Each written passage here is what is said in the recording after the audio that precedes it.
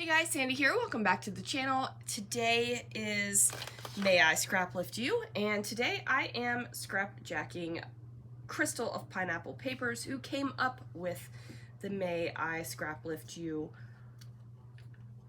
series. I am going to show you the photo of her layout that I'm going to use. I am going to be scrapbooking some Alcatraz photos, so I have those. I also have the Simple Stories Simple Vintage Essentials collection that I am going to scrapbook with. Now, I will tell you that it is also Scraptember, and the prompt is stitching, and I'm not going to stitch. Let's just be honest. So here is Crystal's layout. So let's see what I can do. Alright guys, so I've pulled out a couple Paper House papers that have some pink hues to them. I've also pulled out that butterfly paper out of that Simple Stories collection because ugh. And I'm going to use that as my background. So on the front of the paper, it has big old florals and butterflies, and on the back is just a repeated butterfly pattern. And you guys know I cannot do that. So I go ahead and use this as the background. Now in Crystal's layout, she does have that border of background paper, so I decided this would be the perfect opportunity to do that as well. Now I decided to triple background my paper because I felt like I needed something between that kind of linen look polka dotted paper and that background paper that I had. So I'm going to use these scraps of pink papers here, and I am going to go ahead and cut them and my photos down to size.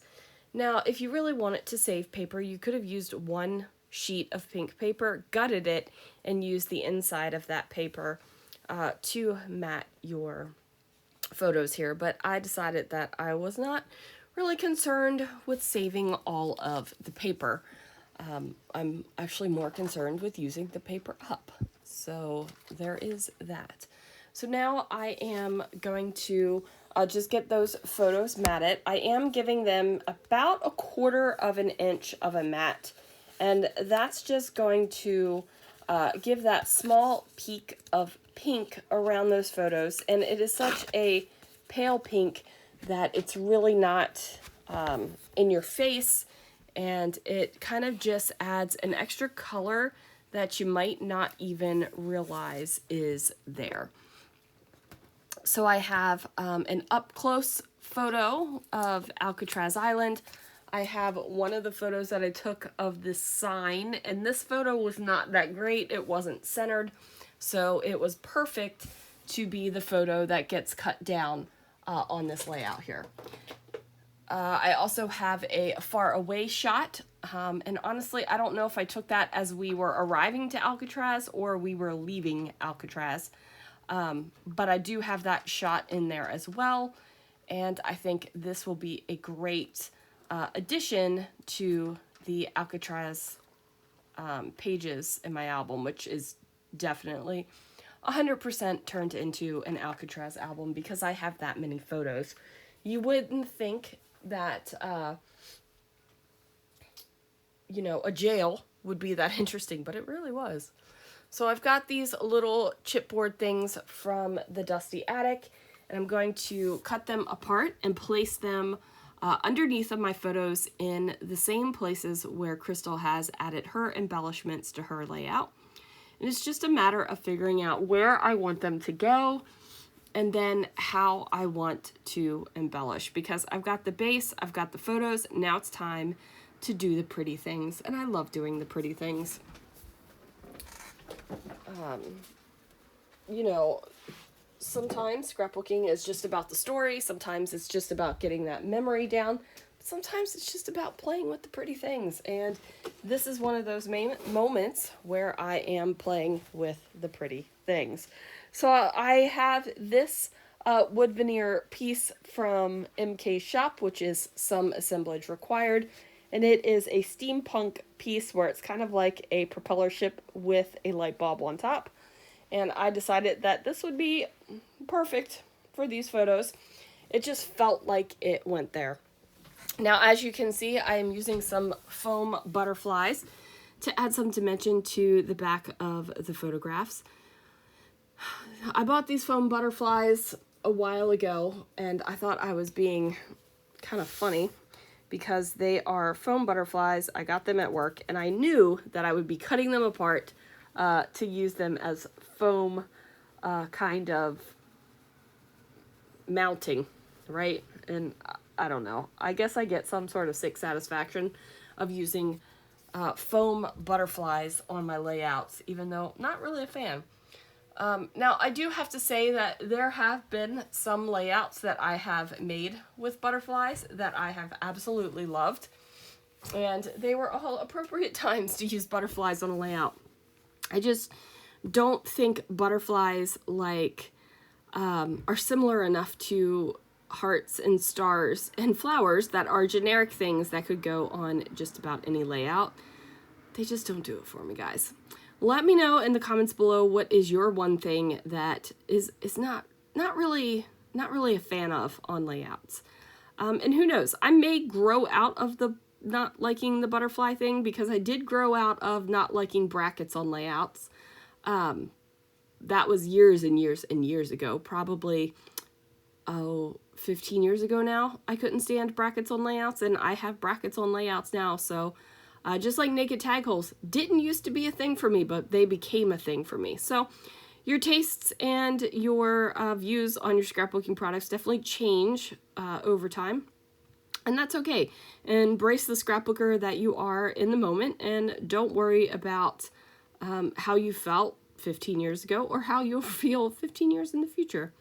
Now, as you can see, I did have that one big floral die cut, and I cut it apart. I didn't want that pink and foily rose on the layout. I just wanted the leaves. So I added those to each of my clusters on each of my photo mats as well.